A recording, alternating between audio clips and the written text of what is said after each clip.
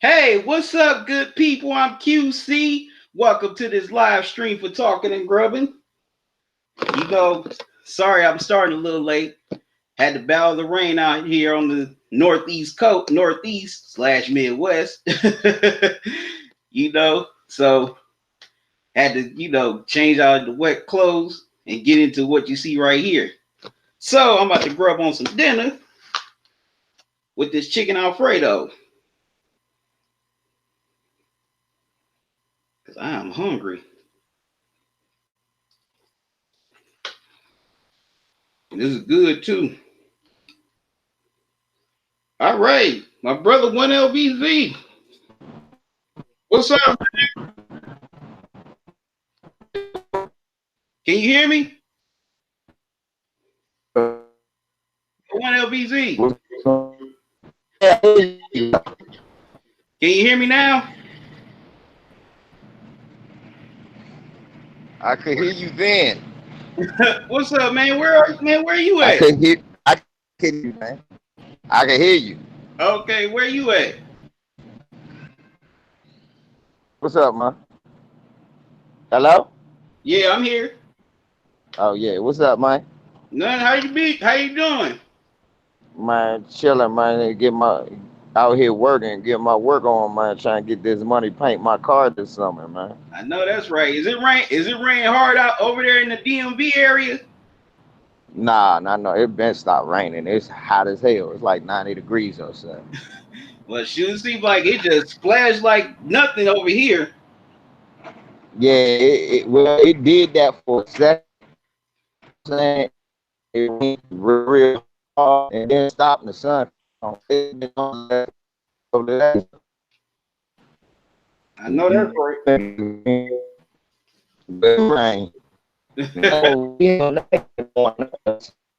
Hello?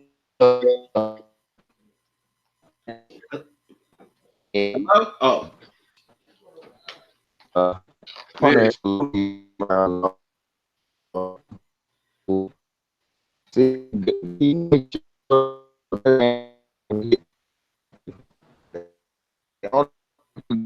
white people. And that's what Definitely. you get. That's that's your punishment. You deserve that shit for being a sellout. All right, let's break down these NBA finals. We got Toronto versus Golden State. Hello?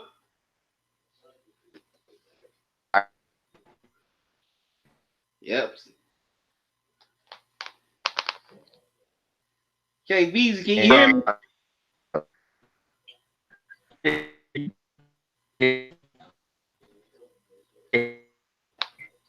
Can you hear me? You hear me now? I can hear you now. You hear me now? I can hear you. Man, I'm so excited for these finals. First NBA finals is outside of the United States. Golden State trying to go for the three-peat. Kawhi trying to get his second ring. Show the Spurs that he can win without him.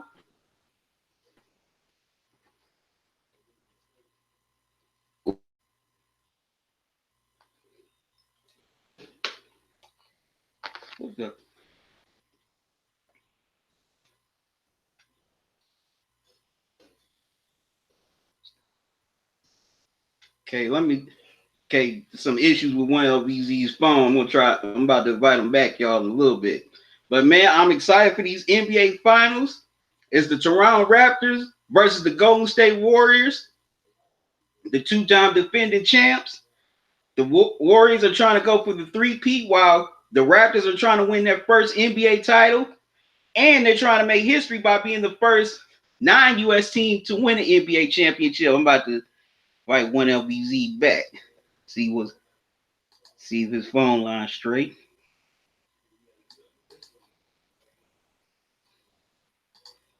I hope it is.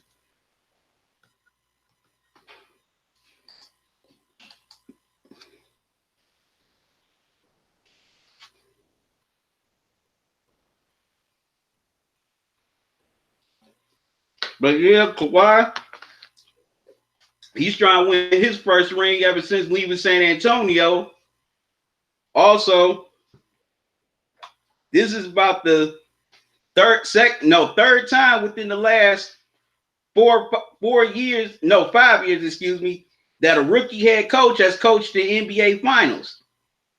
You had Steve Kerr and David Black go against each other with the Warriors and Cavs in 2015. Then Tyronn Lue, who took over mid-season, was a rookie head coach against the Warriors in 2016, where the Cavs won. Okay, one LBZ is back. Can you hear me now? You had to put you on my work phone and shit. Yeah. All right. Finally, one LBZ came through. Okay, so what makes you Warriors want to? Oh, I'm sorry. Go ahead. I was about to say I like the Warriors' chances, but I'm still gonna pick Kawhi now. Okay, you picking the Raptors? I'm picking Kawhi and them because, I like Kawhi play, like play, and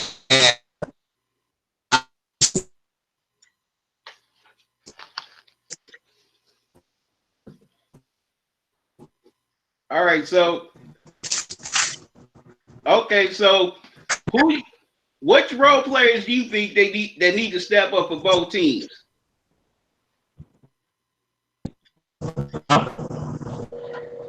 Can you hear me?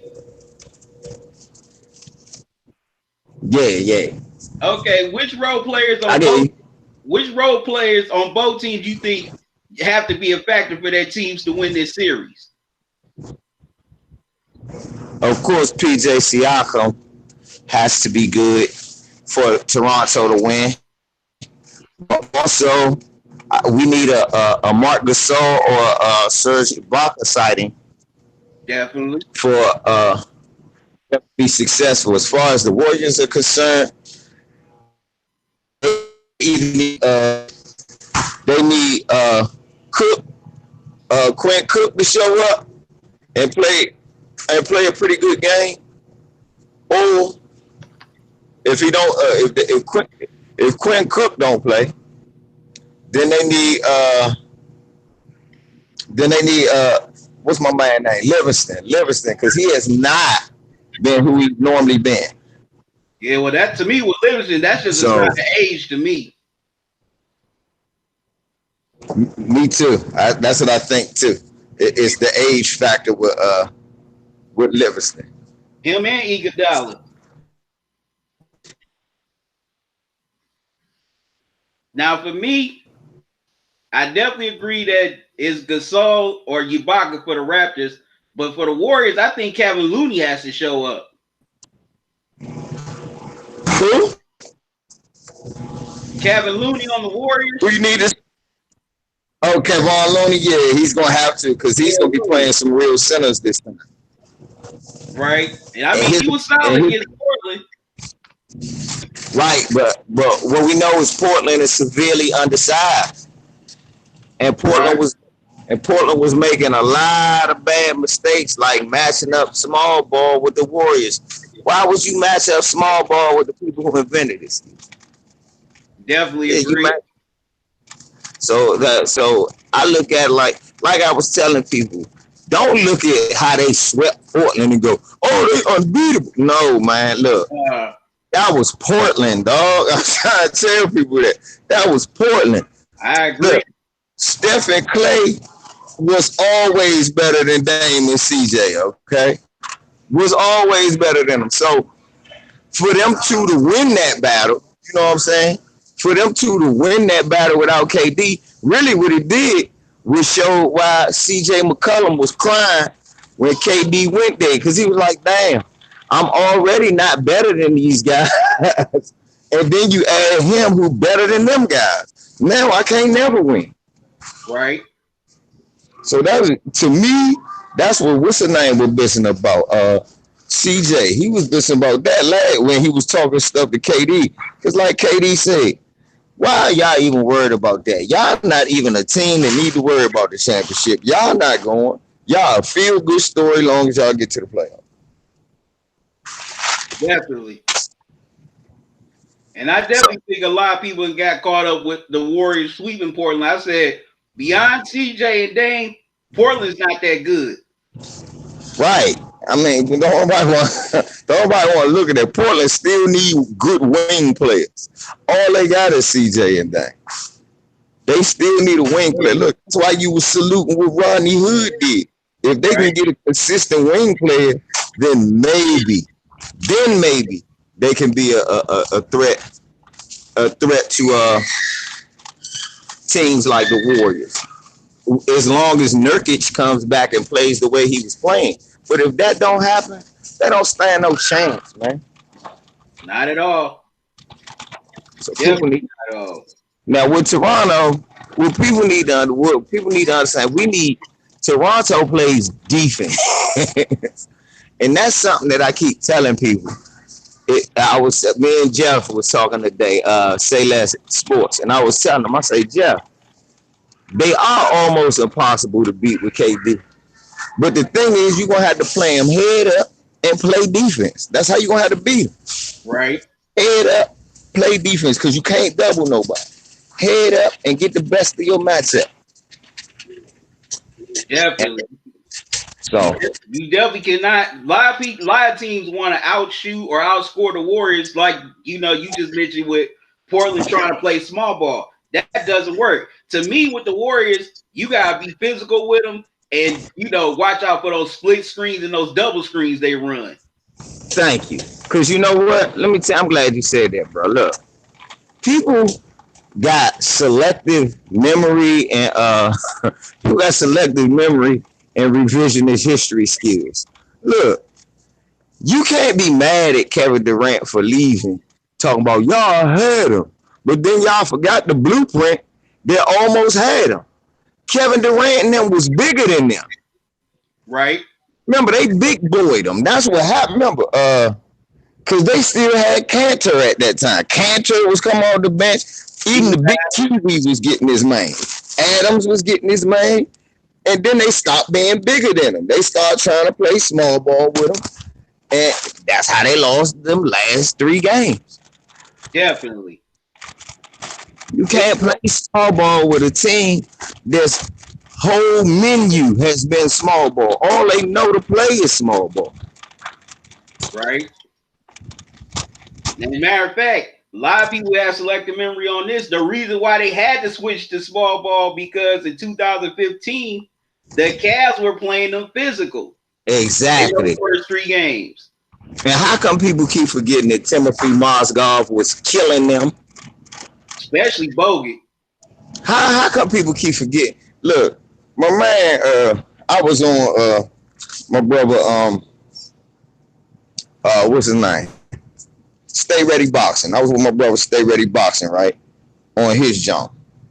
And King Louis was on there. We were debating. He talked about something. The Warriors don't need KD. We didn't need him. All we need is Iguodala.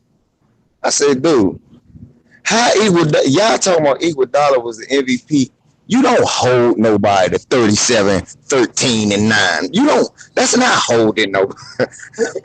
Man, I always said that Iguodala got that MVP based on those last few games when he started. Because Steph was consistent throughout the first 3 games. He didn't show up till the late part of game 3 and the last 3 games. And then people get on my nerves with this. See, what happened? Bogut got hurt. This person got hurt. That's why LeBron. Can you hear me? Dre, I heard you, Dre. People always mention the Draymond Green suspension. Yeah, they make but how?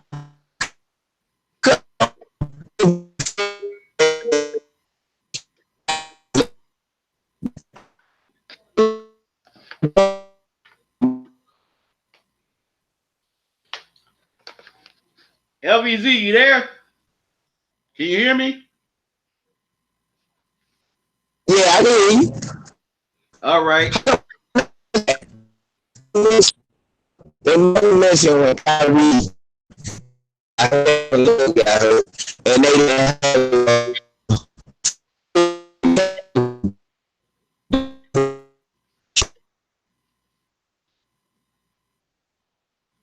Hello?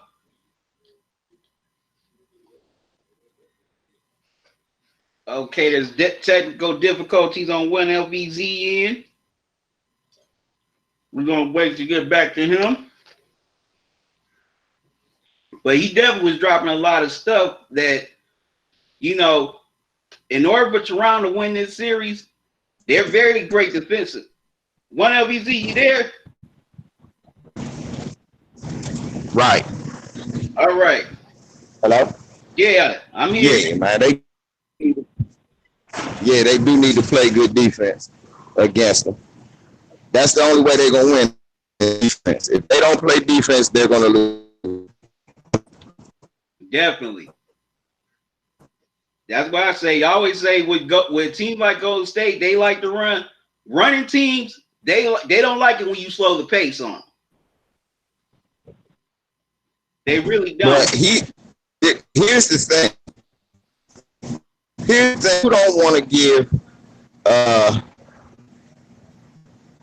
They don't want to give the Warriors credit. They don't want credit for being but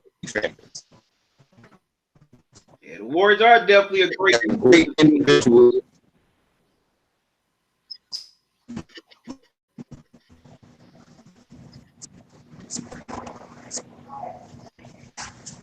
Yeah. See, that's it though. They gonna find.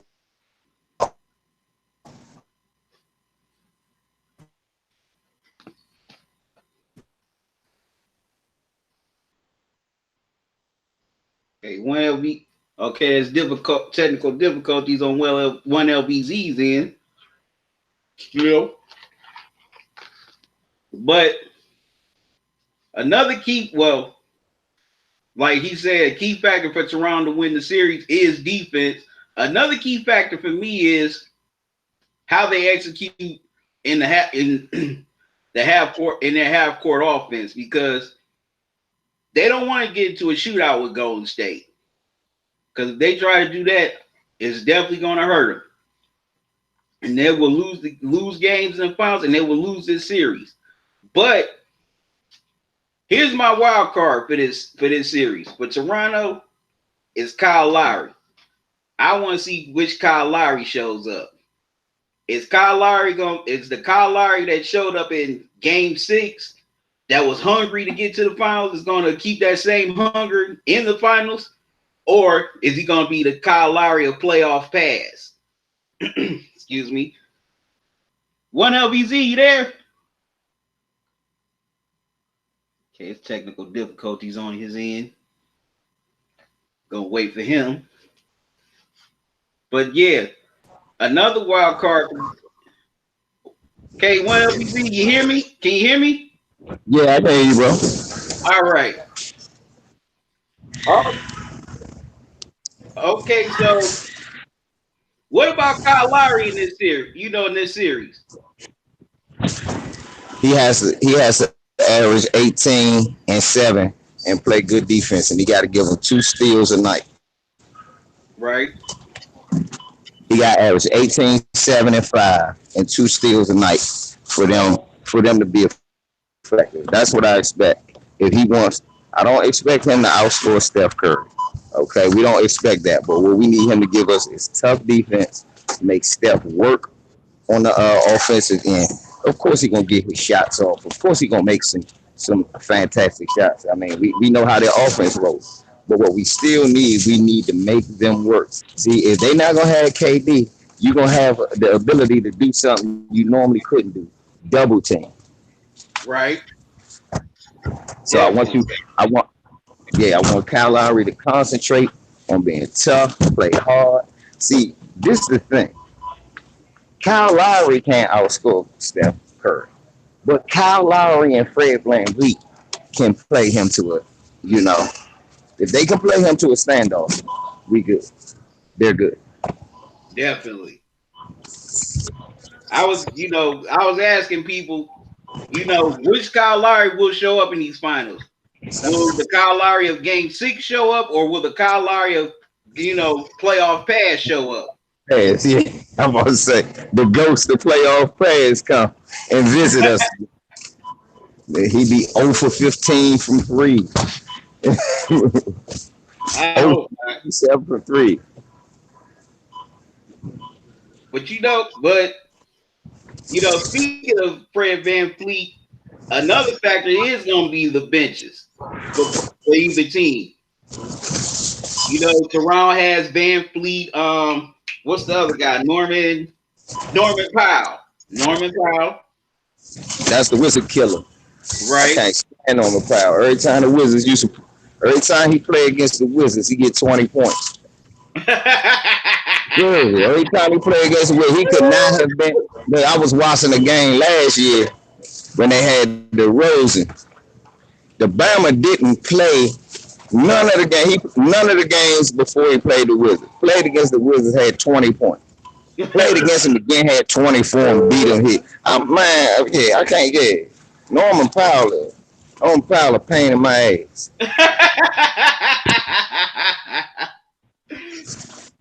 That's what he is. Pain in my damn ass.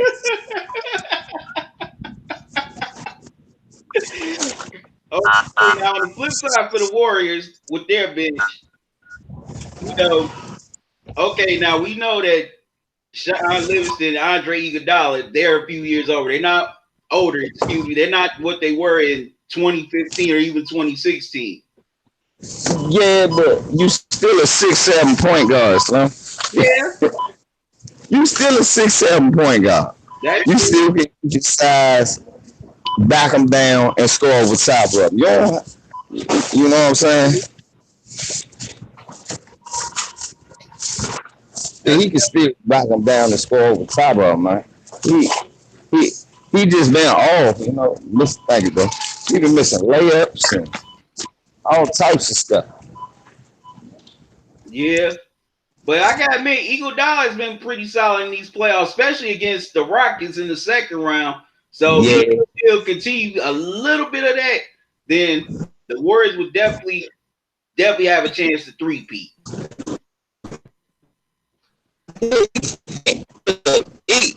I like Iggy. I like him since Phillies days. You know what I'm saying? I'm happy to see that he's a champion. He's on a championship. Road on that team. But I heard a guy say that they don't need KD because of him. Hey, gorgeous. Oh, no. And you ain't never say that. You can't never say no dilly stuff like that to me. They don't need KD because they got Iguodala. Look. Iguodala can't stop Kawhi either. Not at all. Iguodala can't stop Kawhi neither. So they need to stop this shit. Oh, no. I like Iguodala. Right there. What's going to determine how good a series Iguodala have? If he can hit open threes. Right. If he can hit open threes, okay. But if he can't hit open threes, they in trouble. Big time. Niggas need to stop saying what they think sound good, though. We gotta start telling the truth. You can't rechange the future. You can't rechange what happened in the past, man. If because somebody trying to say, what was they trying to say? I was like, hold up.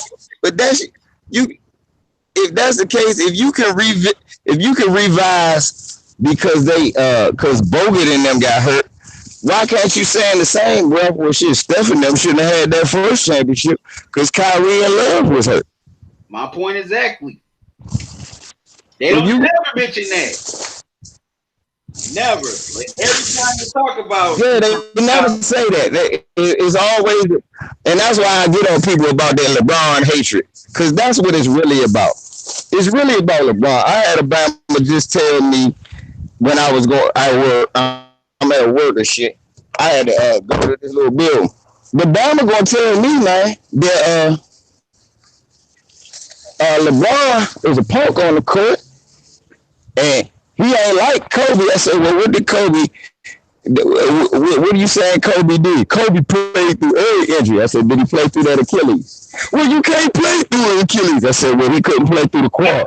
Well, LeBron literally set off for resting. I said, so did Tim Duncan. Did you have a problem with that when he did it? No. See, Bama's only got a problem with certain people that they don't like. They can't keep it 100. Look, when Tim Duncan was sitting down resting, it was a good idea. So when LeBron sit down and rest, it's a bad idea. Come on, man. That's what I told. You never heard Skip Bayless complain about Tim Duncan resting. And speaking of right, never heard that. Never heard that. He keeps and since we on and speaking of Skip Bayless, what is up with this Kawhi hatred he got? Hey man, did the man fuck his wife? I think Kawhi fuck Ernestine. That's what I think. I don't got no proof. I'm not gonna lie, I don't got no proof. Man, you the second person that just said that Kawhi tried to his wife. I don't got no proof, but I swear to God, the hate on the motherfucker this much never makes sense. Yeah, that's why I worry. Like, damn, Skip, did he smash your wife? Did he break into your house and steal something, or did he pull a Dave Chappelle, Rick James type thing and just put his dirty shoes on your couch and messed it up? Yeah, did the Rick James? What did he do? Did he piss flakes? What did he do? Did he piss in your frosted flakes? No, they like to bet Mountain Dew. He must have pissed in his Mountain Dew. Yeah, he loved Mountain Dew. He switched his Mountain Dew out with piss.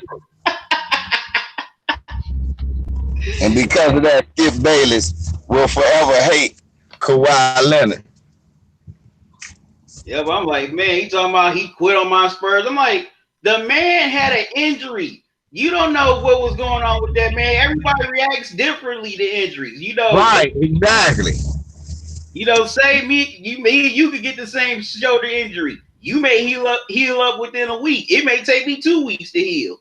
Exactly. And look, that's what's so funny. I got a buddy that had a torn rotator cuff, right? Right. From moving. I had identically the same injury. His got fixed. His had to have surgery. Mine just needed steroids to get my shit back together. See my point exactly. I'm like, man, same injury, but my shoulder healed up easier than his because mine took the medicine and his didn't.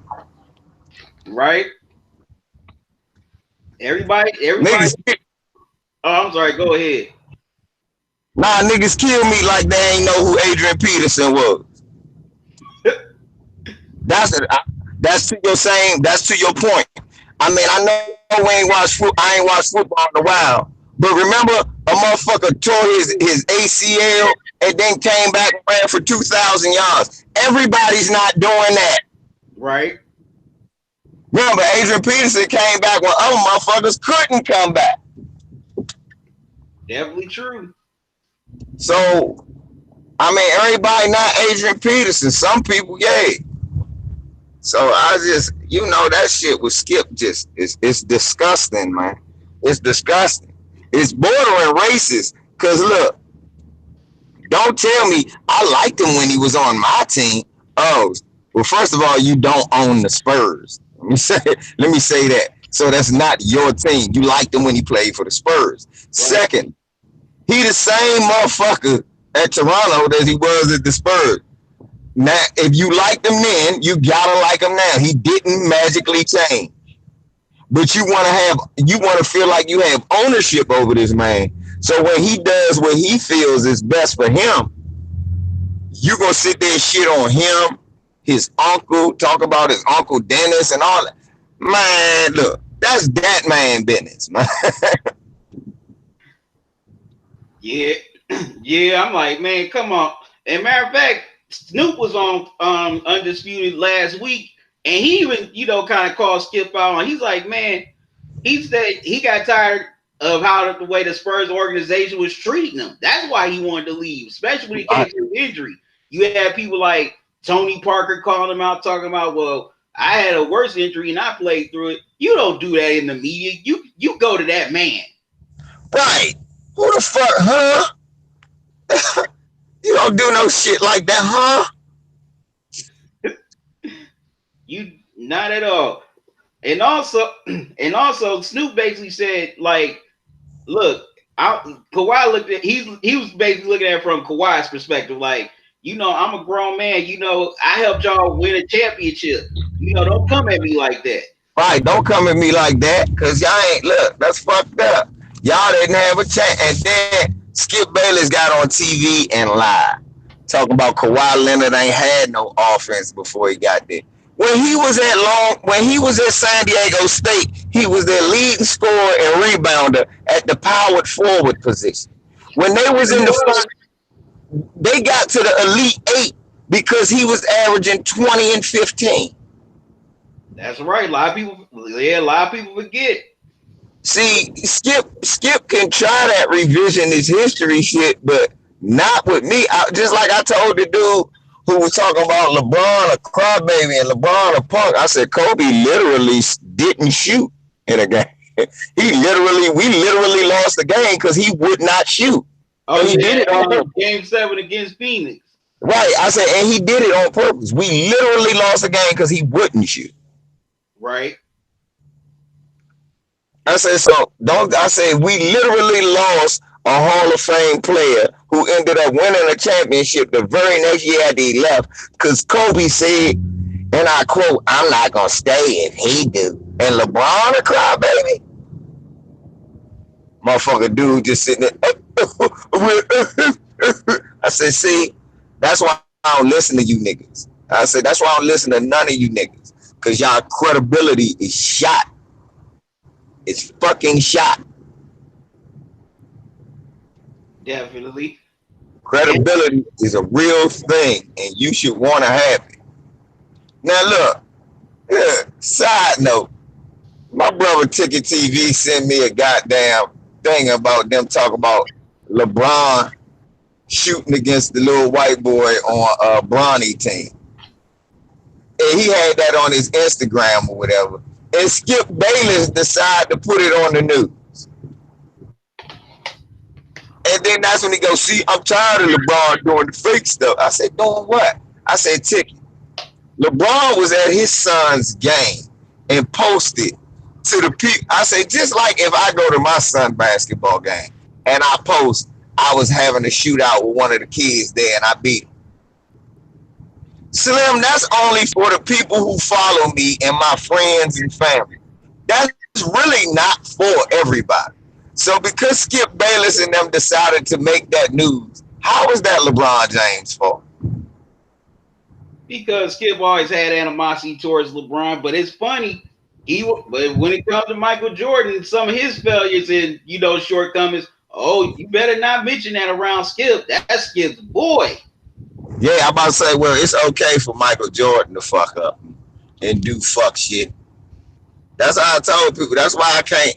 That's why I can't stand Michael Jordan. Just like Ticket talking about, he need to own Luke Walton. I said, why do he need to own? Man, Rich Paul and them went to talk to Adam Silver. I said, okay, Rich Paul and them went to talk to Adam Silver. I don't mean LeBron did. Man, real. I said, man, look, I don't believe that shit. I said, you've been wrong a whole lot. Brother, we got to admit, look, you've been wrong about some things. Ticket told us that LeBron James was going to be able to maneuver if they don't do what Rich Paul say, how New Orleans wasn't never going to get another stop. Ain't that what he said? Yep. Not only did we not get AD, which proved that they don't run the league, but also New Orleans got Zion. So much for all of that. That whole statement was wrong. Right. So what I'm trying to say in mentioning that is, look, people need to understand that they got their anxiety on 10 when anybody say something about LeBron James. LeBron James don't put himself in the news. They decide whatever LeBron say is news. That's not his fault. LeBron James bit his fingernails then. See, they always talk about it. Okay, but why are you mad at LeBron? Because they talking about him. LeBron shouldn't be tweeting. So you saying he shouldn't say nothing. Everybody else can speak about basketball but LeBron. Right. Right. I mean, seriously, people don't have a realistic, they don't have no realistic expectations when it comes to LeBron James. They want him to do the expectation of LeBron James is hypocritical. You know what I'm saying? Like, you don't look. Ticket said he wanted him to embrace Luke Walton. At the same time, he wanted them to fire Luke Walton. So yeah, I remember those videos. Man, I'm like, which one do he do? Do you want him to hug Luke Walton or say fuck Luke Walton? He can't hug him and say fuck him. That's wrong. No, you can't have it both ways. Right. Nothing happens both ways. Certain things that just can't be true at the same time. Definitely. And I know Skip is definitely rooting against Kawhi because he does not want him to win another championship. Right. I know he's rooting against Kawhi too. That's why I'm rooting for Kawhi. That motherfucker made me root for Kawhi. I want Kawhi to be able to do it. Definitely. And the Spurs, they look real bad right now for this. Right. Nah, you know who look worse and feel worse? Who? DeMar DeRozan. Definitely. Dwayne Casey too. Yep. Damn, DeMar DeRozan and Dwayne Casey. It looked like y'all two was the problem. Right. It seriously do. It looked like they was the problem. But I know better than that. It wasn't Dwayne Casey for real. A lot of these guys have taken big steps up. And then Usai Majiri been making very good moves. Definitely. I definitely think he should be a candidate for Executive of the Year. Again, this would be like his third time if he win it. You're right. It would be. Yeah, I think this be his third time because I know he won it once before. And I think he won it twice before. I think this should be his third time doing it. He should win it though because really, let's be honest. The moves he made was ballsy and they paid off. Yeah, taking Kawhi was a risk. Right, because you can lose Kawhi this year, championship or no. But if he win a championship and leave, Usai Majiri is just, that look, you become the greatest executive of the year. You did the best rental in NBA history. It kind of be similar to what the Pistons did with Rasheed Wallace back in 2004. Yeah, but Rasheed wanted to stay. Yeah. And you gotta remember, Rasheed was playing with a motherfucker, playing with Portland. Then they sent them to Atlanta for a few games. People forget that Rasheed was in Atlanta for like a week before in Detroit. He was there at the Waffle House in Atlanta. Then Detroit came and got him. Yeah, came got him from Detroit. Atlanta, he went up there and won a championship. So I ain't mad at Sheed. I'm glad Sheed got a championship. Okay. Now with the coaches. Okay, if you were Nick Nurse, the coach of the Raptors, what would be your strategy against the Warriors? No KD. I'm doubling off of Looney and those guys if Clay gets crazy. But what I'm trying to do is let Looney and all those guys beat me. I'm trying to trap and get the ball out of Steph's hand. I'm trying to rough up. I want Danny Green to stay on Klay Thompson and stay in his hip pocket. I'm not going to put Kawhi on Klay Thompson and use up his energy chasing him around. I'm gonna let Danny Green, who haven't been playing the best, chase Klay around.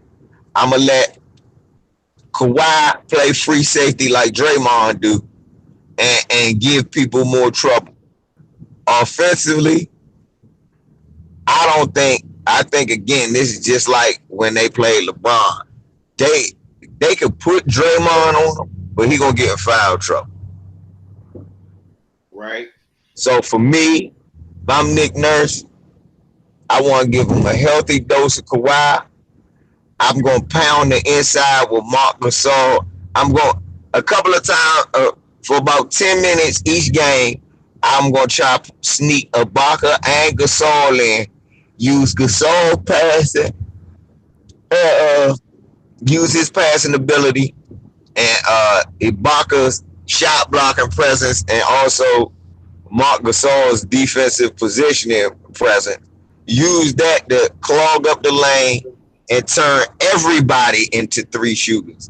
And I'm gonna play a little old school basketball with my center and my power forward getting a lot of easy dunks and layups.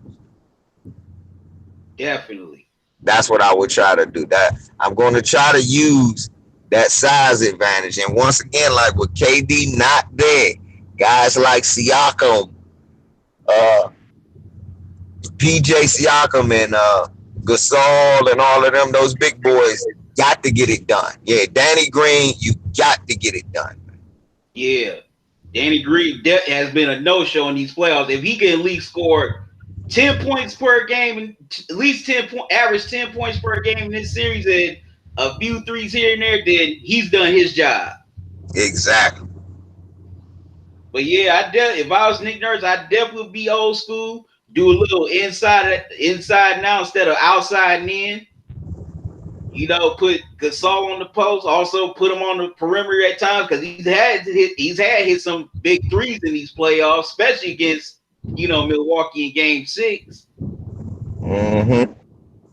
But if I was Steve Kerr, I would definitely put Draymond on Kawhi. Yeah, that's the only chance you got for real, slowing them down. I mean, you can put Iguodala on them. You can put Iguodala in them on. They got guys that can check him, so that's not the case. But I think that in the long haul, none of them are going to be able to stop. Right. None of them are going to be able to stop. But I think if you put Iggy on Kawhi, then I think maybe Kawhi can take advantage of, Iguodala's age catching up with him. Yeah, exactly. Oh, well, he a bad matchup for all of them, for real. It's just Iguodala going to play him tough and beat it, He going to get his – see, that's what I keep telling people. That's why I keep bringing up that LeBron shit. We got to understand, Iguodala won MVP for playing tough defense against LeBron, but he was still getting his ass busted. So that's what I'm saying. You're going to get your ass busted, but how much work is he going to have to do for this? Right. So that's why if I'm Nick Nurse, I'm going to make these other guys be a problem so that Iggy got to turn his head. Look, it's hard to check him off when you got one day and help double now because he keeps scoring in the post. Definitely. And you know what else I would do if I was Nick Nurse? I would definitely try to neutralize Klay. I would make Steph go off for 50 on me to beat me. Man, yeah, that's true. But we've seen him do that, so I'm scared of that. Look, we seen Klay do the same thing too, though. So you got to. Look, my thing is, I'm gonna put Danny Green on the first 2.5, 3 quarters. After that, fourth quarter, Kawhi gonna be on you, and I'm gonna take you away If Steph start hitting, Kawhi, go get him. But I'm going to take you away. You see what I'm saying? Right. I'm gonna take you away. Now, I was looking at something the other day too about Kawhi Leonard. People think Kawhi Leonard quiet and all that bullshit. I want you to look up Kawhi Leonard versus Jimmer Fredette. Yeah, in college, and watch Kawhi Leonard, motherfucker. He was raspberry in the Bama. He was fucking with him. He was harassing him, clapping out like, "Yeah, superstar, what's up?" I'm like, "Oh, so Kawhi been on top of the game." So yeah, man. People like to think Kawhi quiet and all that stuff, but you got to really look. Definitely.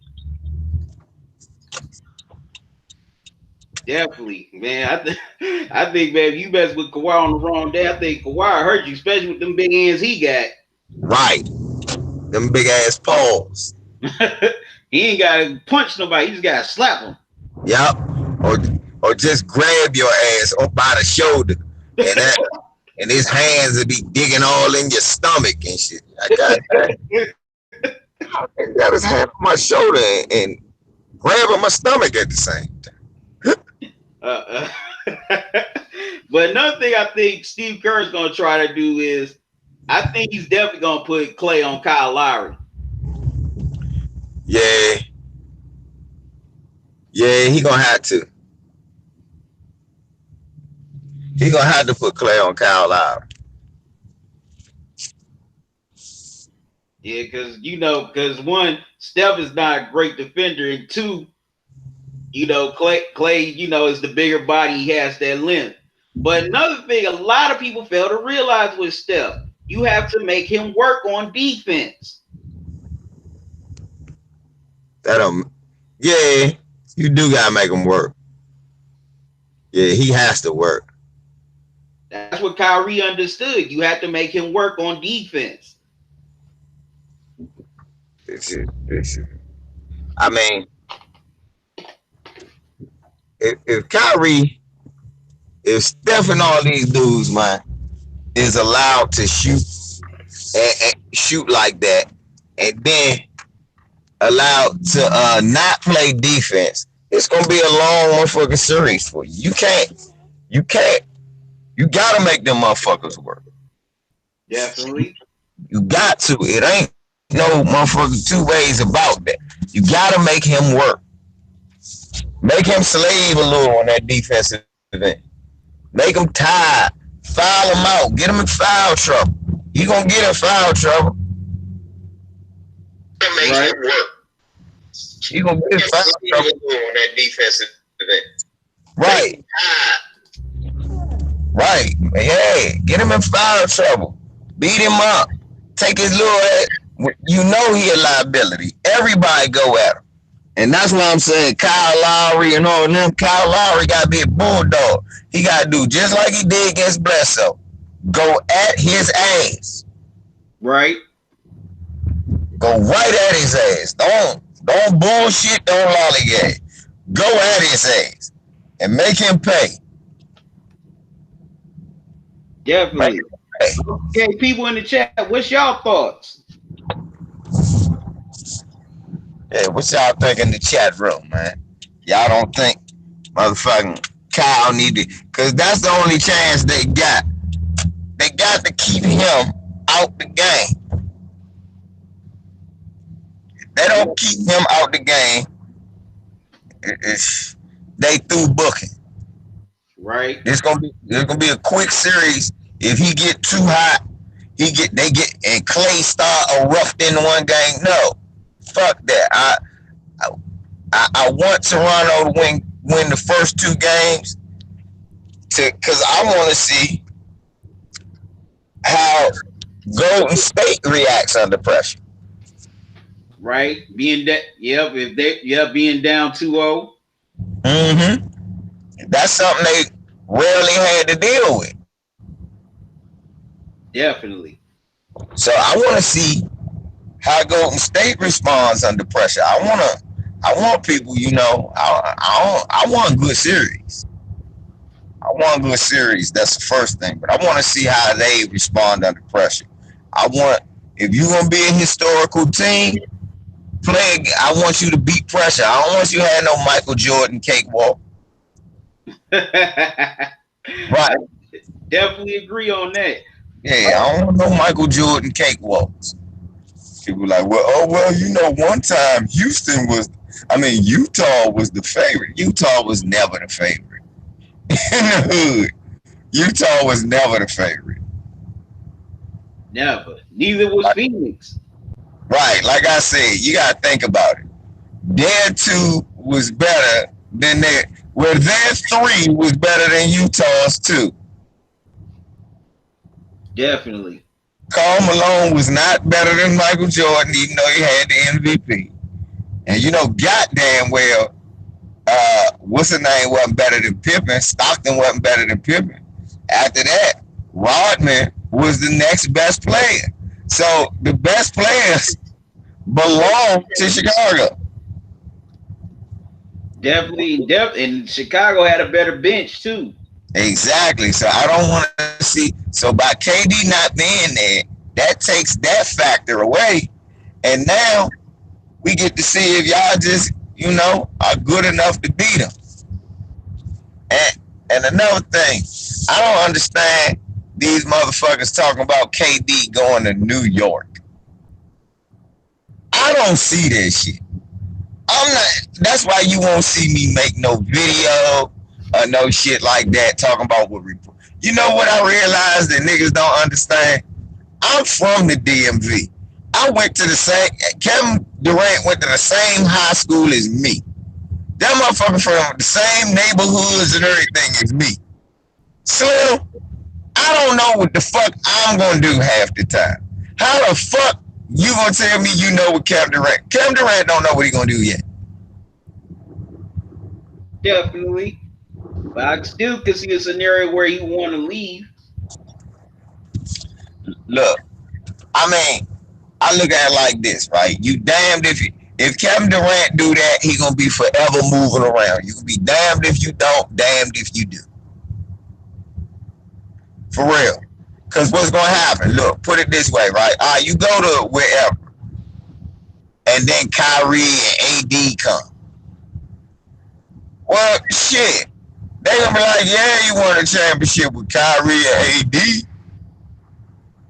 How is it still your team when you got the AD and Kyrie? I know you still the best player, but that's the same scenario. Right. What, just because they gonna love you more? But look, you still, if you go to New York, you still not gonna, look, you gotta win a championship. You still not gonna be loved more than Patrick Ewing. I don't know. I think he'd be up there with Patrick Ewing, but just a little bit more because he would deliver them a title. Only if he wins the title. But if he don't, and he go there and they just New York, because they don't got the supporting cast. They don't. Who do New York got that you like? Not really much. Right. But if KD were to get there, they could be able to attract some free agents and some veterans who are ring chasing. Look, you ain't got but so much money if you want supermax 3 motherfuckers. True. Right. You gonna have to keep Dennis Smith and some of them youngins. If you want supermax everybody, you're gonna have to keep some of them low paid players, some of them rookie contract players. You're gonna have to keep them.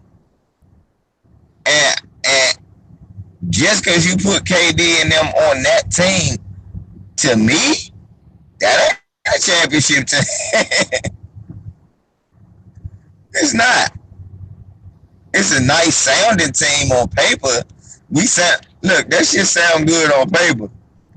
But I'm gonna get keep Kawhi on the Raptors, right? And now we got Kawhi then Kevin Durant up. We got AD and them battling Gasol and all of them, right? and you got Kyrie cooking and going back and forth with Lowry. One of them get injured. Now Dennis Smith is the guy you at. That's a significant drop off. Definitely. Okay, I got a question for you, and also everybody in the chat answers this question. Now, say if Boogie Cousins returns at some point in this series, how does that change the dynamic of this series? If they use them, it gives them their fourth All-Star, and what it does is now Marc Gasol got a chase. You see what I'm saying? Marc Gasol and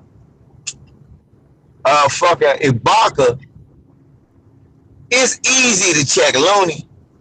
You could basically zone on Looney, but when you got fucking check Boogie, when Boogie out there, he can hit a three.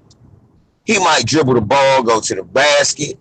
He might back you down. So you gotta stay with him. You can't go nowhere. You gotta check him. And that spreads the floor. That creates opening lanes for Steph to get in after he chop you up with crossovers and shit. That look, Clay gonna be hitting layups off the curl. Draymond gonna be taking motherfuckers one-on-one off the dribble and shooting the layup and flexing and shit because Gasol ain't gonna be down there to put a body on you. Ibaka ain't gonna be down there to put a body on you. So if Boogie come back and they play him, I think he makes a significant difference in the series.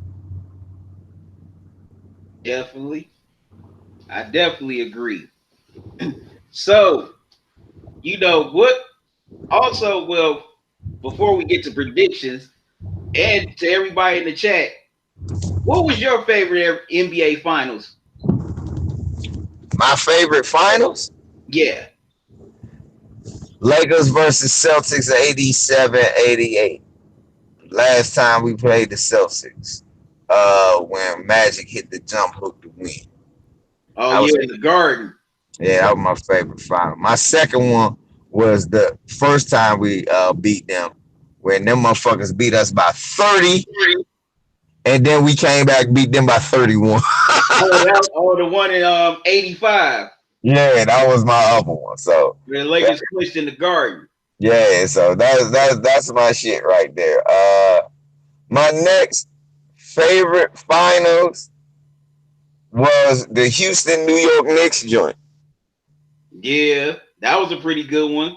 Patrick, especially when they had the OJ chase interrupt. What was it? Game 4? Mm-hmm. But think about it. At the end of that series, how did that series end? Patrick missed the layup that would have won the championship. Right. So that was a hell of a series to me. I thought that was a great series. It went down to the last shot. And the only other time I ever saw that was the Kyrie shot. Definitely. Okay, man. I had to think long and hard about this one. My favorite finals, a lot of people kind of, poo-poo this finals, but I like that 2005 finals between the Pistons and the Spurs. That was good. That was good. But a lot of people crap on it because, it was just about every game in that series was low scoring. Yeah, that's why it was good. Because the game was low scoring. They was playing defense. Look, they was playing defense. They was executing at a high level. Motherfuckers, wasn't nobody getting blown out. And remember, at the end of that joint, Detroit was mad, said we want to play them again. So that's why that was a good one, because it made a team mad. Right? Because Detroit shouldn't have lost that game 5. Rasheed Wallace made the dumbest defensive play in basketball history. He guarded Ginobili on the inbound when he was supposed to be guarding Robert Horry. That's how Robert Horry ended up hitting the shot. Big shot, motherfucking Bob. Yes, he was. His legend definitely continued behind that shot. That don't make no sense. That nigga averaged like 7 points and probably the greatest role player in the history of role play. Yes, he was. Well, he's up there. Robert Ory averaged 7 or 8 points for his career, and is probably the greatest role player in the history of role. He don't average 10 rebounds. He wasn't the league leader in steals or blocks. None of that. What? He wasn't even the sixth man of the year. But he is probably the single greatest role player in the history of basketball. Definitely. And got 7 rings. Yeah, that's why look. It's not a ring that he won that he can't say he ain't had nothing to do with it. That's true. It's not a ring. It's not one team that say, "Oh, well, Bob was just on the bench with me." No. Every championship, it's a game Robert Ory won. Especially with those Lakers. Shit, Houston. Yeah, Houston. Houston was at the beginning. Houston was the legacy. Definitely. So, and then you figure the Lakers, yeah, he saved our bacon a lot. But Slim, you figure all the luck was done. That motherfucker went to San Antonio and saved their bacon. Definitely. He definitely saved Tim Duncan's in that series because people were clowning Duncan. Yep. And another favorite one was 2000 was the Pistons again in 04 when they knocked off your Lakers. That wasn't a good final. They beat the shit out of us. Yeah, that ain't good. Look, I go by good. It's got to be at least 7 games. It got to be 6 or 7 games. Tough games. Me personally, like that's why I picked them games. They went 7. You can't. For me, it's not a good series if you lose 4-2. I need you to lose in game 7 for that to be yeah. And then it can't be, you know what I'm saying? It can't be an overwhelming ass kicking. And that's what happened with the Lakers should have won that. But that's why I was arguing about Kobe again. Motherfuckers love Kobe. It was his attitude why the motherfuckers did not beat Detroit. Right. Oh, look, what happened the next year to Detroit? What happened the very next year? They lost to San Antonio in 7. And then the next year, they lost to D Wade and them in the playoffs, right? Yep, Eastern Conference Finals. Because D Wade was going off on them. Now, if Dwayne Wade could do that shit, you may tell me Kobe Bryant then couldn't have done that shit. And then you can't forget about 2007 when LeBron and the Cavs knocked them off. Right. Look, everybody talk about how clutch he not. What about that game that motherfucker scored like 30 straight points? Oh yeah, that was game 5 in the Palace. Right. Nigga scored like 30 straight. I mean, they ain't even give it to nobody else. They ain't even have to. Not at all. But okay. Oh no, go ahead. I'm sorry. I'm about to say that was the beginning of my respect for LeBron. I used to didn't like him as much because I felt like they was trying to anoint him without him winning. When I seen that game, I said, hold up. This motherfucker just scored 30 straight points. Now, I said, I ain't never been that much of a hater. Look, God damn it. Somebody stop him. Definitely. But this was one of my favorite finals that the Lakers won. 2010. But that was the Celtics again. Yep. That was our last win. Man, that series had everything you wanted. It damn sure did. Look, my look. You know my fondest memory of that jump? What? Dwayne Wade was at the game. And Kobe Bryant crossed up and mugged the shit out of like Paul Pierce and them. And that motherfucker, Dwayne Wade, laughed, nodded his head, and went, dang. But man, that series, man, had a bunch of close games. You had both teams winning on the road, both teams winning at home. In Game 7, man, that was a barn burner in Game 7. Andrew Bogut. I mean, not Andrew Bynum. Yep, and Meta World Peace.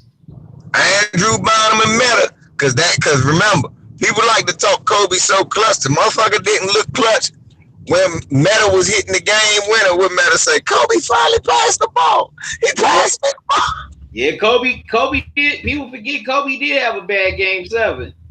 Yeah, he was selling like shit. And Gasol too. Gasol had a good Game 7. Yep, it was Gasol, Bynum, and Meta that won the goddamn game for. That's true. And I kept telling people that we was gonna win anyway, because I had always felt like when Bynum had got hurt, that's why we lost that first year. Because if you remember, that motherfucker was playing on one leg, dunking on shit. Yeah, that did ruin the Lakers' chances in 2008 when Bynum went down. Right.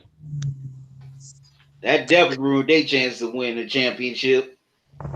That shit to me. Another finals that I liked was 2006. The Heat and the Mavericks. The Heat versus the Mavericks? Yeah.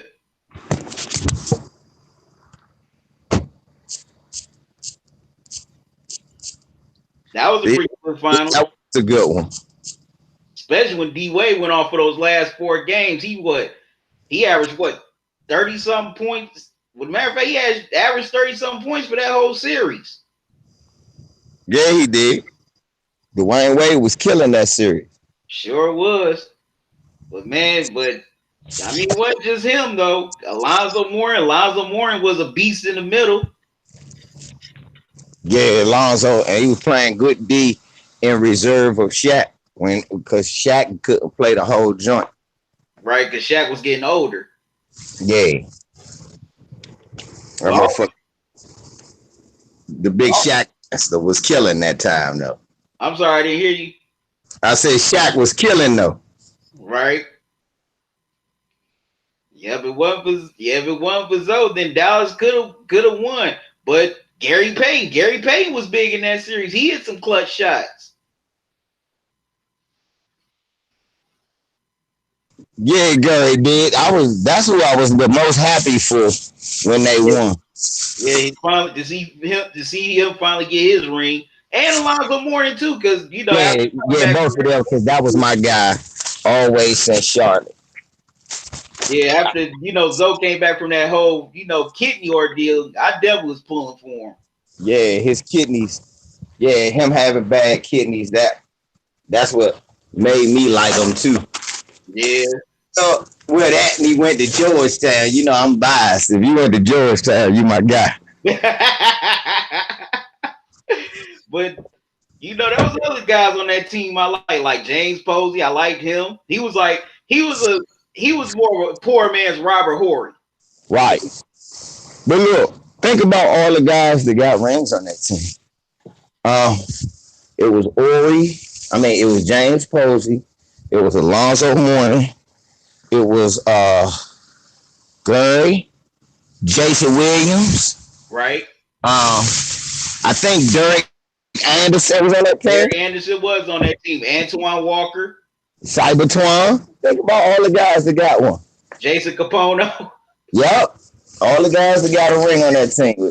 There's a lot of old heads that won a ring. Definitely. Yeah.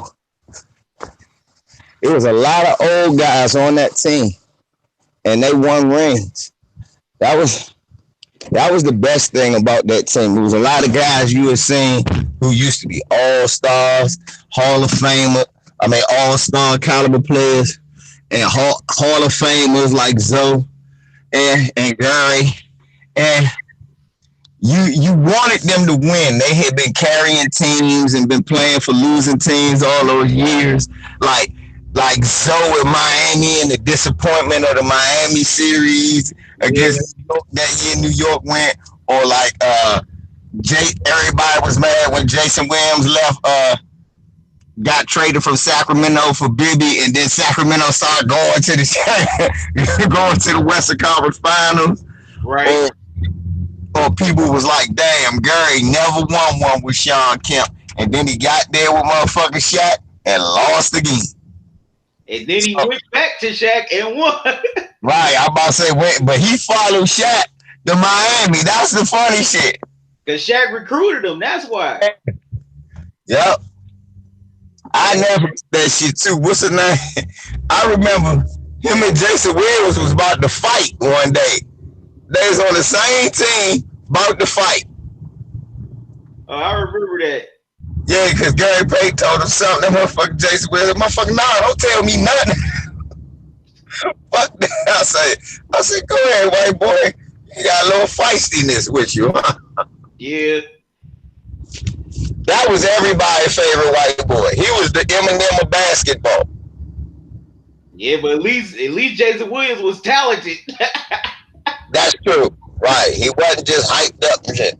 He wasn't just hyped up for it. Look, and they wasn't saying no shit like he was better than all the black players. They was just saying that Jason Williams was a talented individual. Okay, tell it wasn't like Eminem. Okay, tell because you know Eminem. Oh, I'm sorry. Go ahead, one LVZ. No, I was saying Jason Williams. And Jason Williams was a talented individual, and they gave him credit, but they was never saying shit like how they did with Eminem. He better than all the black rappers now. He's the greatest point guard of all time. Nobody was doing that. They just said he was a good point guard, and they love his handles.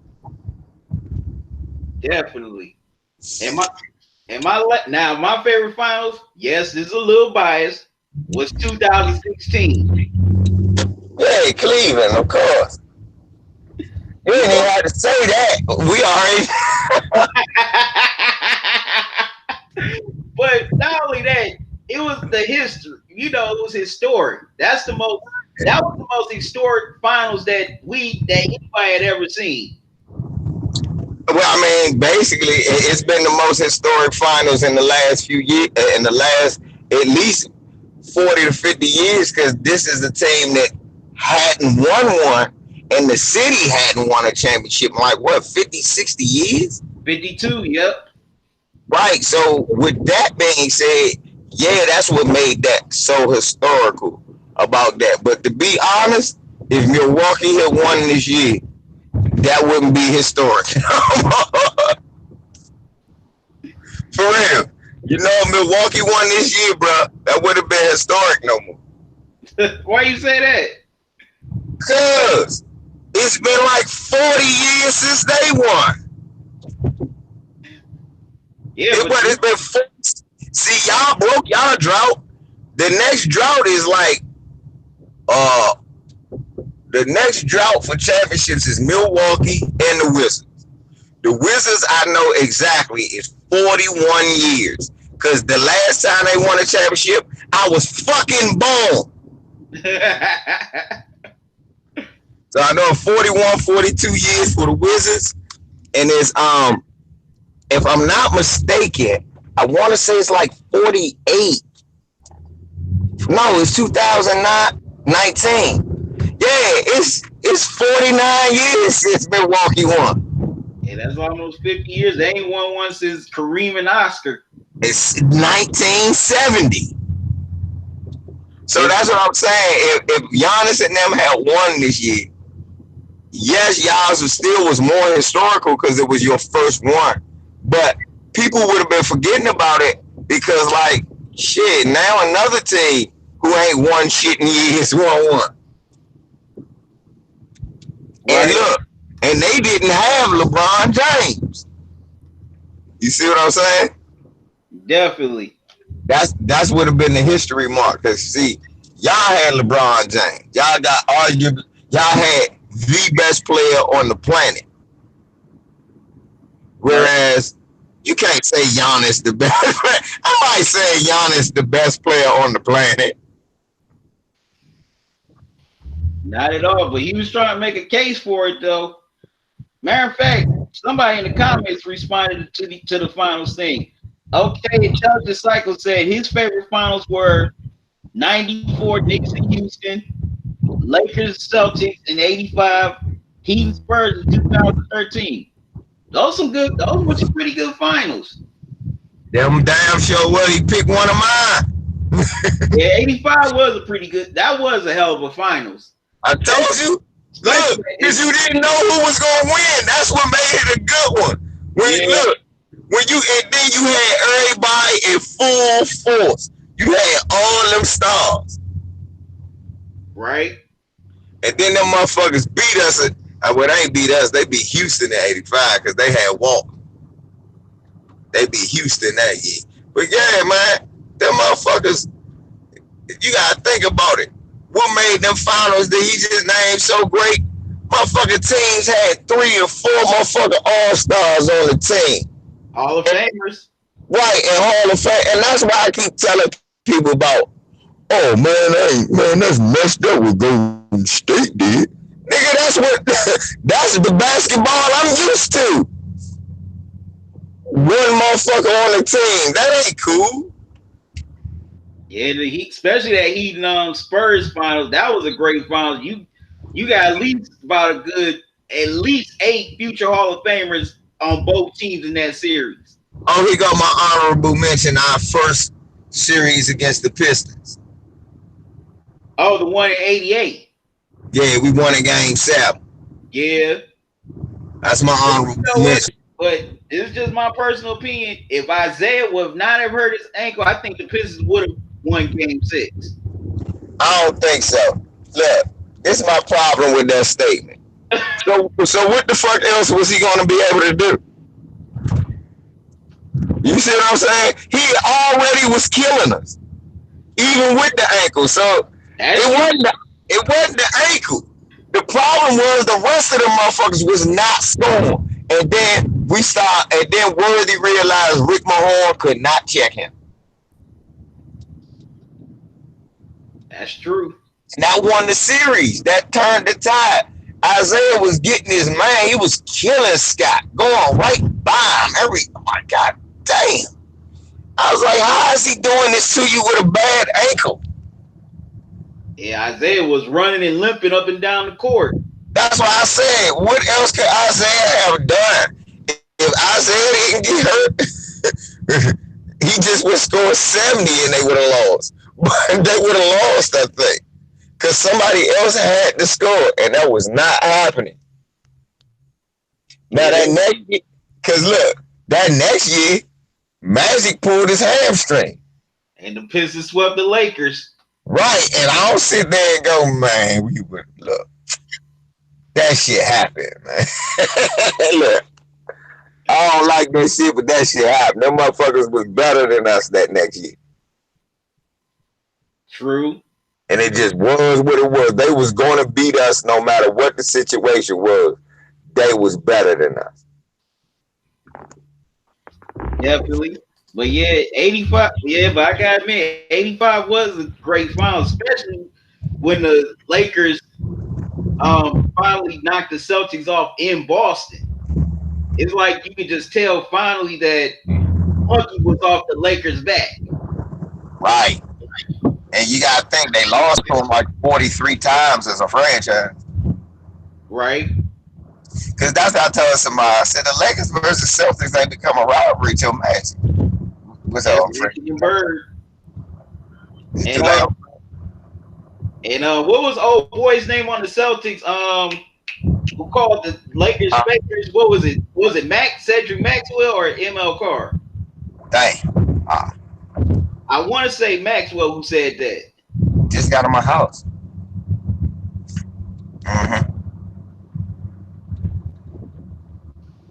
Was it Maxwell that started calling the Lakers fakers? I mean, I want to be. Shit, I've been out since 8 this morning. I've been out driving around since 8 this morning. I ain't even get my son yet.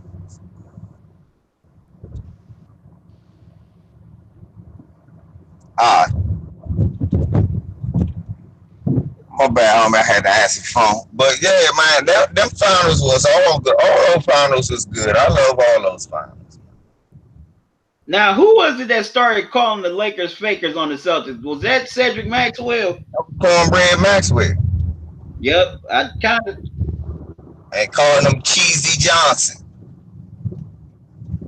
Oh, that's cold. He didn't like Magic. They didn't like Magic Johnson. Yeah, but I don't remember the Cheesy Johnson part. I remember the fakers, but not the Cheesy Johnson. Go and watch tonight. That's your homework, brother. Tonight, watch the Lakers versus Celtics 30 for 30. If you can find it, I gotta watch that again. I watched that again. That was a great right. game for 30. I've seen it 100 times because that to me that's when basketball was great. So I know we got Michael Jordan fans in the comment section. Basketball was not great to me then. Basketball to me was hanging on by a thread. And I know niggas like, huh? Michael Jordan took it too high. Yeah, but it was one man. Basketball wasn't dependent on one man when I was watching basketball back then. It was about teams. Right, Magic and Bird. I tell people Magic and Bird got the ball rolling on, the NBA becoming worldwide. Magic and Bird got you to pay attention to the teams. Right. Why? Because of the type of players they were.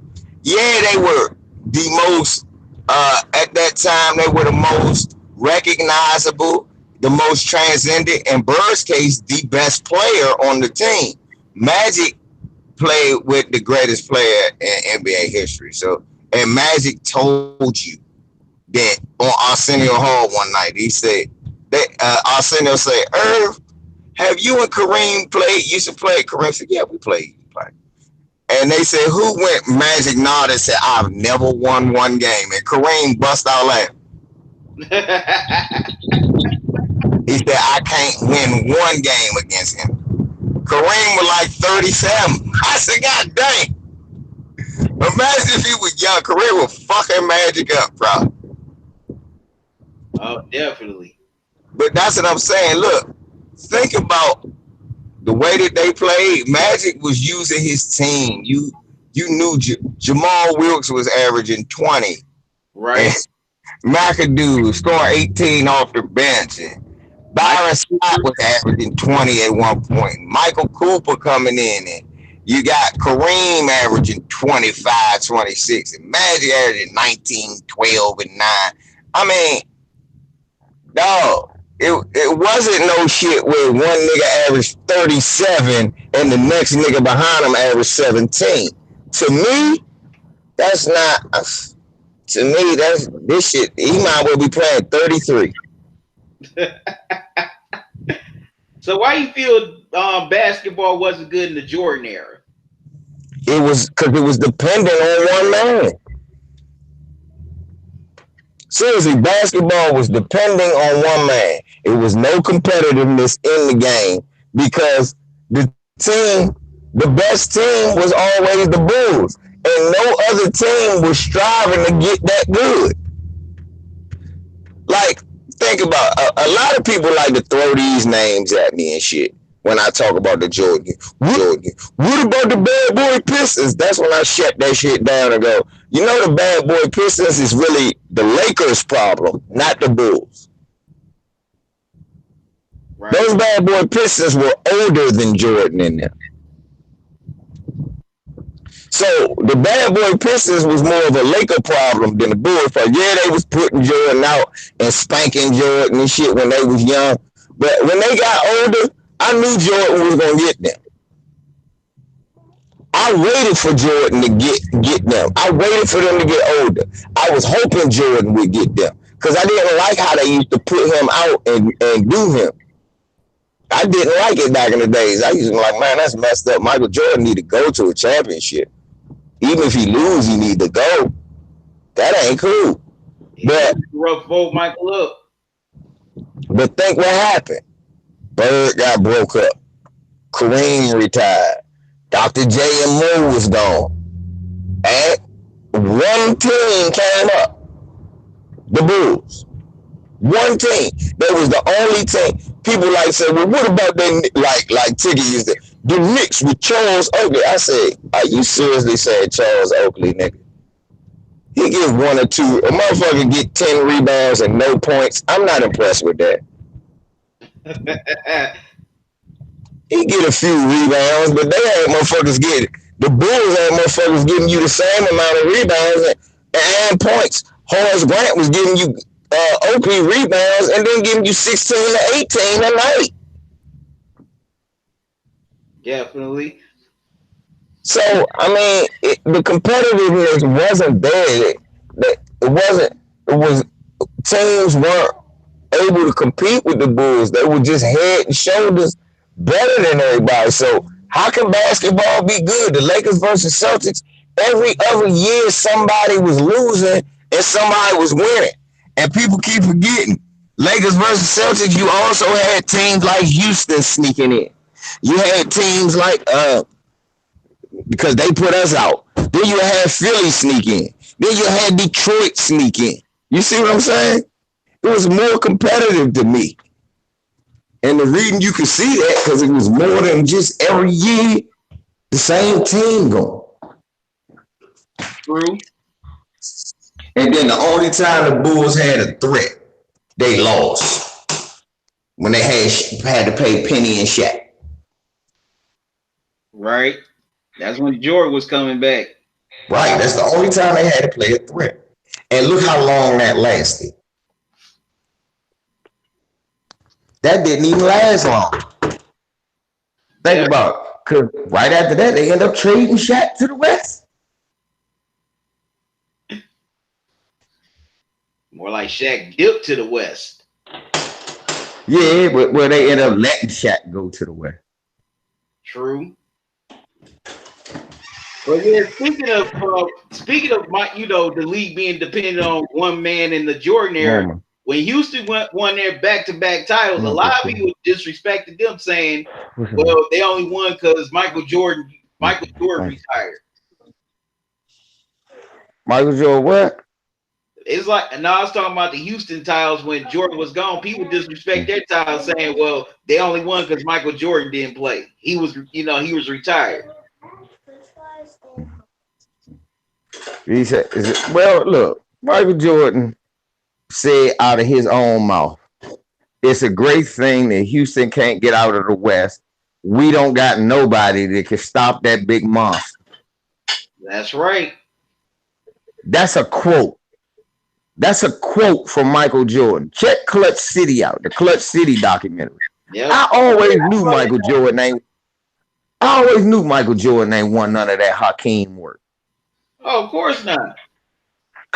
And the reason I knew is because he had trouble with Patrick, and Hakeem was better than Patrick. Definitely. Send him over to the house. Nobody on either Bulls team could check Hakeem. Bye. Man. See y'all in the morning. Man, look, first of all, Bill Cartwright would have fouled out in the first half. Hakeem would have had 50 all on free throw. Look, we used to play that video game, right? We used to play that game on 2K, me and my brother. Because my brother a Jordan fan. And, of course, at first I used to play with the Lakers. But I used to tell him that. I said, look, your best Bull team never beat the Lakers. Lakers got too many weapons, and I would always blow the Bulls out because they ain't got too many. So I would play with Houston to give them a chance. And guess what would happen? Every game we play, y'all know on that game, Jordan in 99, and you can't stop them. Would have happened every game. I would jump out with Hakeem to like a 25-point lead. Hakeem would score all in the post. I'd be doing pick and roll dunks. I'd be doing the little dream shake the Cartwright. Or then I just start running. And Cartwright ain't fast enough to keep up with him. And I said, Slim, this is a microcosm of what would have happened if y'all had to play them. And the problem was all them guards that was hitting threes, Kenny Smith, Mad Max, all of them bombers hitting threes. Bang. Come on, man. Man, that was the problem. You wasn't just beating Houston. Man, I would have loved to see that finals. I would have loved to see it too. But you wasn't just beating Houston. That was the thing. Houston was going to be I would have loved to see it too. I think Hakeem would have been the MVP of the series, of course, because once again, like I said, I don't see nobody stopping him. Nope. I don't see nobody stopping him. At one point in time, Mike, you going to go down low, and you're going to have to try to shoot over Hakeem. You can get your shit thrown in the stands. It's going to be a time. It's the truth. You will get your shit thrown in the stands. How you doing? One time stuff gonna happen. One time, Mike, you gonna do that fadeaway, and Hakeem gonna come over and help, and you gonna miss. You gonna overshoot it, and that's gonna be the ball game. Whereas when he playing the Knicks and all them bombs, man, come on, man. Who was that? For some reason, I don't know why Hakeem and them was the only one-player team that gave the Bulls problems. Because they knew how to match. They matched up well with him. Yeah, and Rudy T went deep in his bench. Rudy T went deep in his bench. Oh, I see. Yeah, Rudy T will use his bench and go deep into his bench. Yeah. And get the most out of his players. Definitely. So I still think that the only team back then that could have beat them, the only two teams that could have beat them was the Orlando team that did, and then. Right. Okay. So I'm gonna go ahead on and believe that they could have got it done. It wouldn't have been easy. I'm not, like I tell people, I don't disrespect Michael Jordan. Okay, I give Jordan the props for the shit that he did. He was one of the greatest scoring two guards in the history of the game. Okay, he was one of them definitely. But my thing has always been, we have to look at everybody has errors. You see what I'm saying? Everybody has their time to shine. There's only one player that I ever saw come in the league winning a championship. That was Magic Johnson. Thank you. It's only one player I ever seen do that, and that's Magic. After that, everybody else has to wait their turn. You got to go through growing pains. You got to wait for people to quit. You got to get a good enough team. You got to wait for more people to get in the league so you can get better. Every last one of them things I just named happened for Michael Jordan. True. And if you don't put it in that perspective, that's when I started to get angry. You know, if you start putting them, oh, he the GOAT. Why is he the GOAT? He beat everybody. No, he didn't. Look, I be asking people this all the time. Name me something Michael Jordan number one in. Mm-hmm. Nothing. Right, but he the GOAT. So you not number one in nothing, but you the GOAT. So that's what I be telling. That's my challenge to everybody. Slim, it's okay to be a Jordan fan. It's okay. for your opinion to think he's the greatest. That's okay. That's your opinion. I don't knock that. But don't act like that's total fact because you gonna always have a nigga like me to go, well, because he is the all-time leading scorer. Oh, no, he ain't that. Oh, he the all-time leading rebound. Oh, he ain't that. Oh, he had more rings than everybody. Oh, he didn't do that. Oh, he the only player. He got the winningest record of any. Oh, he not that. So, so like I say, he's a great player, and during his era, just like every other player during their era, who he was damn near unbeatable. The only difference for him was, and I'll keep saying this on your show, Len Bias died. He had no equal, he had no rival, no athletic rival, no athletic superior. So he was able to continue on when he reached his prime. He was able to continue on and beat players who were either older and out of their prime or too young in their prime. And he got a luxury because he didn't have to go against nobody. He didn't have no bird. So his championships, when it was time for him to go, was virtually unimpeded. Definitely. A lot of people go by that 6-0 finals record. Oh, Jordan never went Game 7, which I always found, to be kind of a dumb argument because that's like you crapping on the other greats that did go Game 7. I was about to say, to me, all that says is Jordan never faced competition.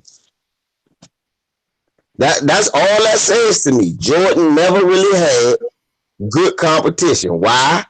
Because real championship series go 7.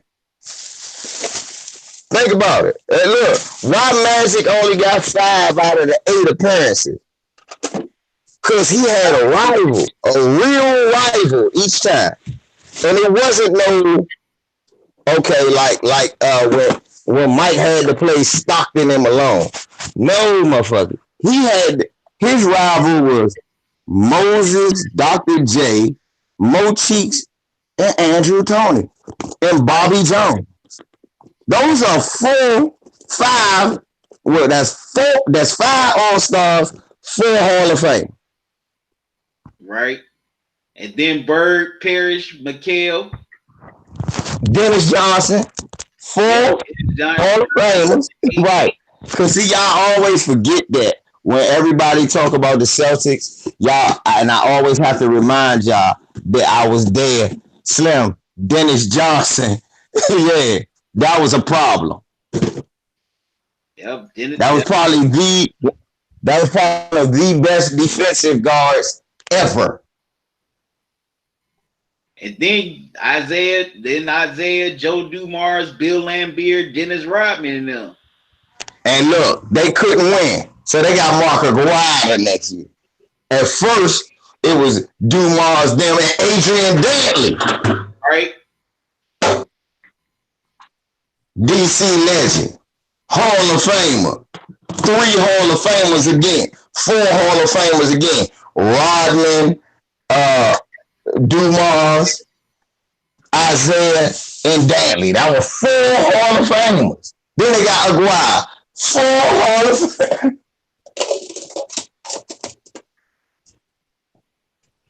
I wish people just put that shit in perspective. Now you tell me what team Michael Jordan had to face that got 4 Hall of Famers. Most of the teams he faced only had like no more than 1 or 2 Hall of Famers. I was about to say shit. Some of them barely had 2 All-Stars, let alone Hall of Famers. Like, think about it. The Knicks had 1 All-Star. John Starks made 1 whole All-Star team. See what I mean? So, did they have any stars? Or did they have Patrick Ewing and a supporting cast? Patrick Ewing and a supporting cast. Exactly. And that's not the same as what Michael Jordan had. Jordan had what? He had him, a Hall of Fame coach, Hall of Fame Pippen. What? Maybe People, Hall of Fame Rodman. right? Hall of Fame Rodman. Shit, people like to shit on him. Kukoc was a better six man than anybody that was on the Knicks team. Right. And the reason we know that, because the year before Jordan came back, Kukoc and them was going to beat the Knicks. Yeah. Who else? And then let's keep going. When Michael left, B.J. Armstrong and Kukoc became all-stars. I keep telling people that. I said, you know, B.J. Armstrong made an all-star team after Michael left, which means Michael was playing with an all-star. The only problem was with B.J. that, you know, you only get the ball when I give it to you. You only gonna get the ball when I give it to you. That's what Michael say. Oh, you get the ball when I give it to you. Definitely. But yeah, with Jordan, the only I'm trying. Okay, Lakers had Magic. Portland, I don't think any. It's no Clyde's not in the Hall of Fame.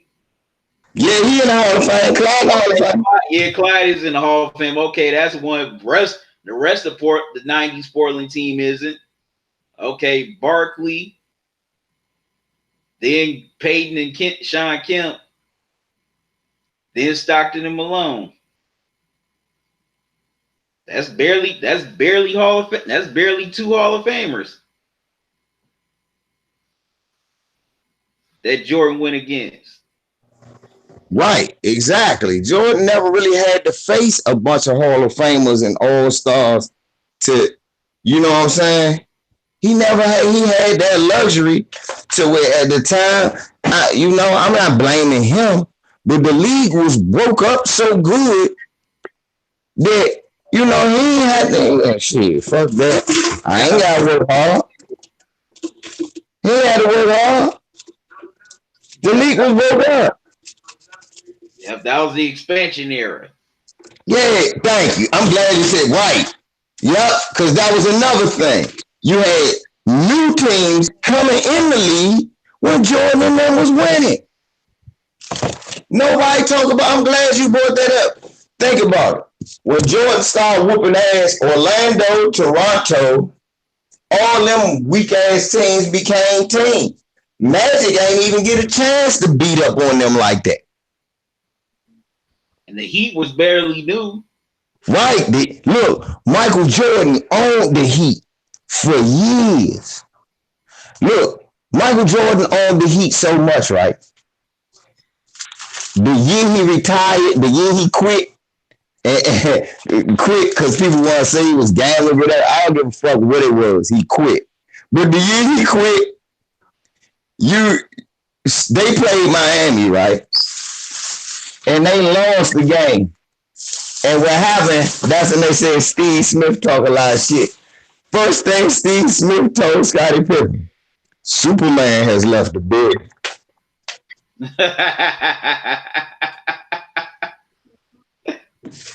Right, him and Glenn Rice fucked Scottie Pippen and them up. Then got swept in the playoffs. but like I said, just think, those types of teams was just becoming new teams. So, and remember they had that expansion draft when you was taking niggas off of other people's teams. Yep, like the Timberwolves, took Rick Mahorn away. I was just about to say that. Rick Mahorn got took from the motherfucking Pistons by Minnesota. They was taking literally taking people on team. Y'all want to know how Dale Curry got to Charlotte? They drafted him from Cleveland. Right.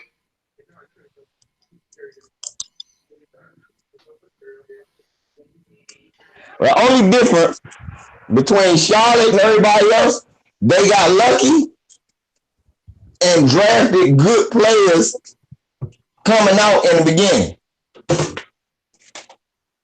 So they got good faster than everybody else. But man, niggas is crazy. Think right now if LeBron had to play against 4 expansion teams.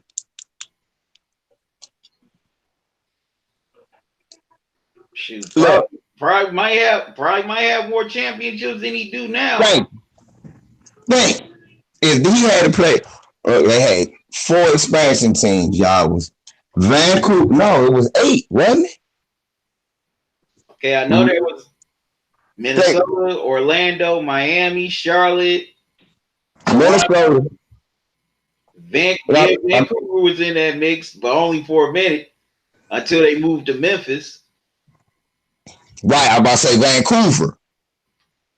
Think about that. Minnesota, Vancouver, Toronto, Orlando, all them jokers. The Heat, at least they won one.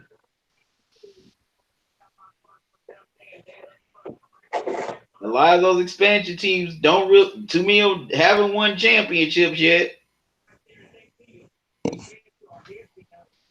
The only one that has titles out of the expansion teams is the Heat. It's the Heat, exactly. So and like I said, when did they win them? After Jordan, Right. after the Jordan years, because by then they became an actual franchise. They had been sorry so long, getting whooped by everybody so long. They got to draft Steve Smith, Ronnie Cycli, Glenn Rice. They drafted Grant Long. They drafted Vashawn Leonard. They drafted a lot of people. And then they traded away for cats like Tim Hardaway and Alonzo Mourning. Alonzo Mourning to get good. And Eddie Jones, Jamal Mashburn. See what I mean? They went through the ringer. And they weren't just losing to Jordan in there. They were losing to the Knicks. They were losing to all them motherfuckers was losing. So I look at shit like that. I go, when Magic was playing, it wasn't no expansion teams. And Bombers had at least 4 people on their team. Every team, if you was a good if you wanted to be a playoff team, everybody had at least 3 All-Stars. Right. I'll tell you a series. I can tell you a Western Conference series, one of my favorite ones of all time. Lakers versus Mavericks. I think that was 87. James Donaldson. 88. Yeah, they had James Donaldson, Mark Aguirre, Rolando Blackman, Derek Harper. Who they have? Rolando Blackman, Derek Harper. They had who was they?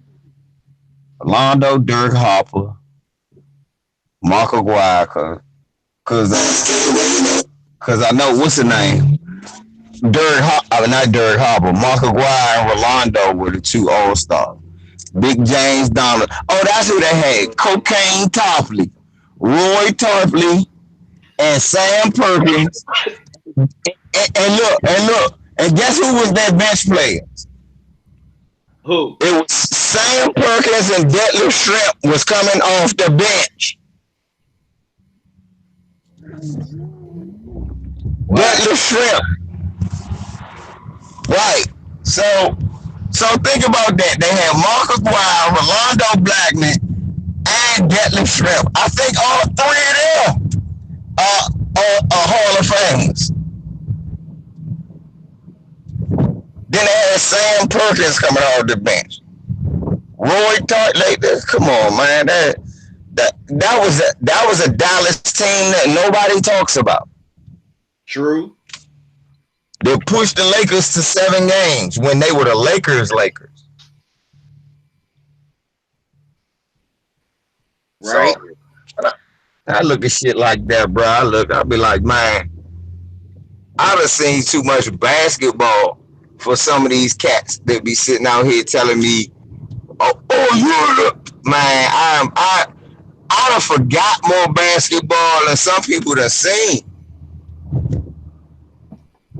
Like the other day, I was thinking about Alex English. Remember the Alex English Denver Nuggets? Yeah, he's definitely slept on.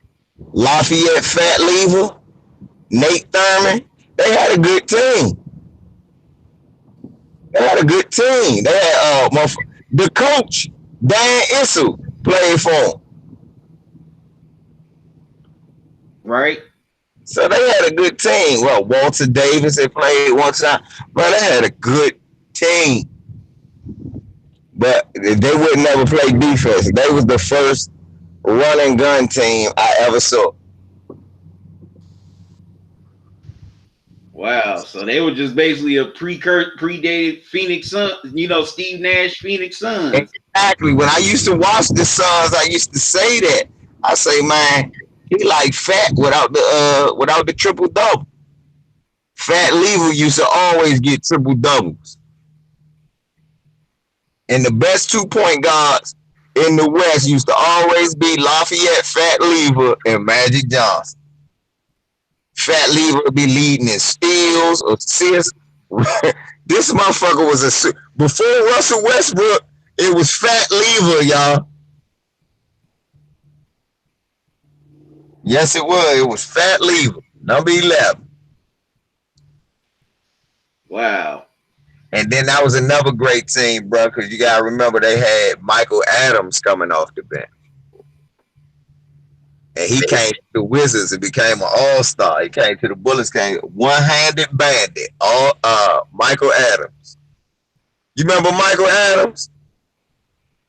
Well, I'm a little too young for Michael Adams. Go look that John up, man. Like I said, one-handed bandit. Michael Adams was 5'10". And he led the league in 3-point shooting, attempts and makes. He was the first Steph. He was the first Steph. I want y'all to look at that. Go look. I was looking at it the other day. I said, God damn. Michael Adams averaged 8 threes a game in the 80s. He was taking like 8 threes in the 80s. Right. So yeah, man. All right. So now let's get to predictions, everybody. That's still in the chat. What's your predictions for the finals? Well, one LVZ, you said the Raptors. How many games you think it's going to take? They got to do it before KD go back. So they got to get him in like 6. Okay. So you say the Raptors in 6. Yeah, they're going to have to get him before they get KD get back. So I'm going to take the Raptors in 6. Okay. I'm definitely leaning towards that direction. Raptors in 6. Because a lot of people fail to realize it's hard to three-peat. That's why only a few teams have three-peat, like the Bulls twice in the 90s, the Lakers in the early 2000s, and the Celtics back in the day. Right. That's true. Only a few teams have done a three-peat. Only 3, as a matter of fact. The 3 you said. So when you look at shit like that, y'all, what the Warriors are doing is against the odds. Okay, intelligence cycle. You say you got the Warriors in 6. Okay. There you go. Hey, look. That's the flip side. If the Warriors going to win, it has to be in 6, I think. Right. That's what's so funny. The Raptors got to do it before KD come back in 6. The Warriors got to do it in 6 because they don't want to keep playing in Toronto. Right.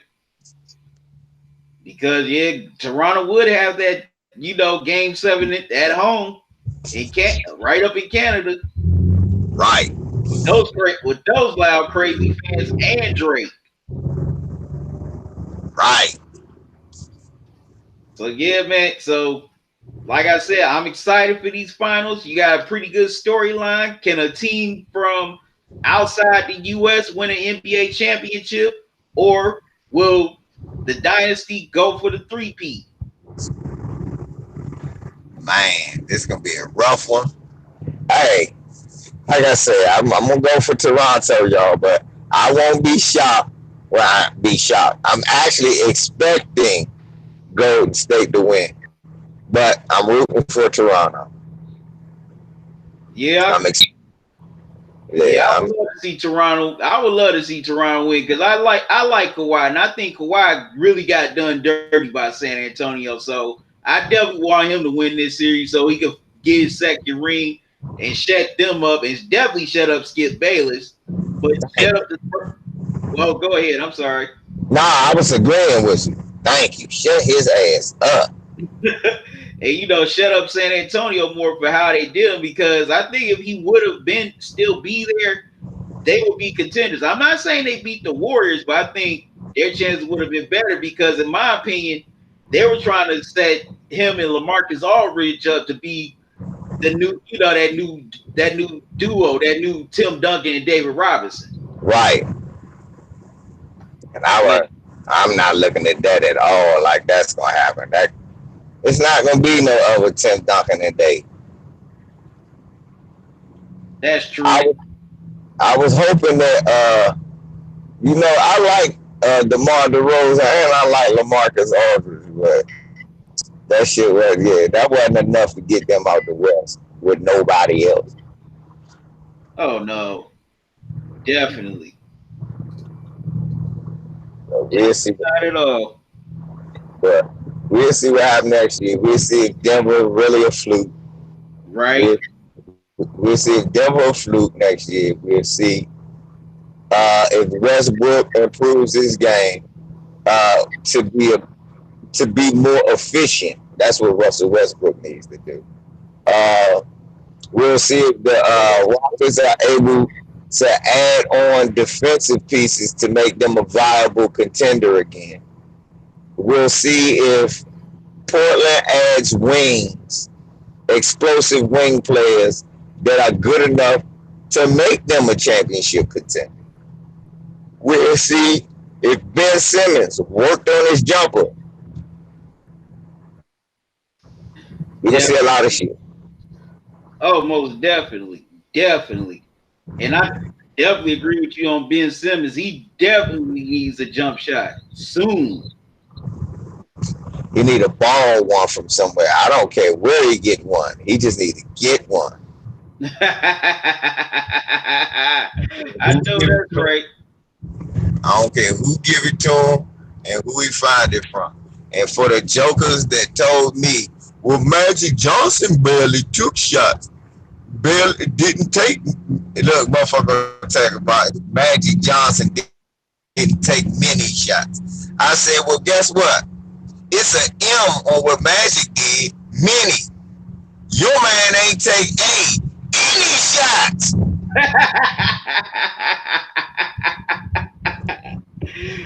barely any shots. Man, I don't know what the nigga shot look like if he ain't at the free throw line. Mine's either. That's real talk. I don't know what that Bama jumper look like if he not at the line. And look, he don't be making that shit from he don't be making that shit either. This motherfucker went over the summer and ain't work on nothing. Well, he better find it in the land down under or something. Hey, look, he bet maybe the dingo ate his jump shot. The dingo ate your jump shot. Oh man.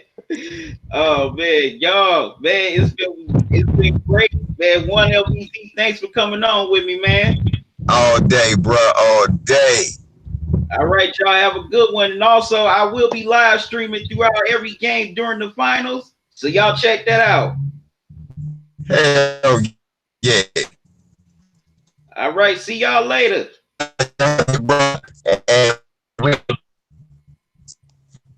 We're gonna chop it up after game 2. All right.